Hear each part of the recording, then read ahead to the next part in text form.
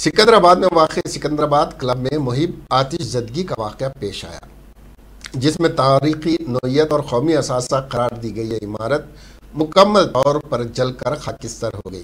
Secunderabad club में लगी आग की इत्तला आतिशफर हमले को दी गई तो 10 फायर फाइटर्स फौरी तौर पर पहुंच गए और आग पर काबू पा लिया। तब तक ये इंडियन हेरिटेज की हामिल इमारत मुकम्मल तौर पर जलकर खाकिस्तर हो गई। आग इतवार की सुबह 3:30 और 4 बजे के दरमियान लगी और देखते ही देखते आग के शोलों ने पूरी इमारत को अपनी लपेट में ले लिया। इस आतिशज़दगी से 20 करोड़ की इमलाक का नुकसान हुआ। यह इमारत 1878 में तामीर की गई थी, जो 20 एकड़ के इलाके पर फैली हुई थी। बरतानवी राज के दौरान यह इमारत ब्रिटिश मिलिट्री ऑफिसर के लिए बनाई गई थी, जो छावनी क्लब की तर्ज पर कायम किया गया था। इब्तिदा में यह सिकंदराबाद पब्लिक रूम कहलाता था। 1988 में उसका नाम बदलकर यूनाइटेड सर्विसेज क्लब रखा गया।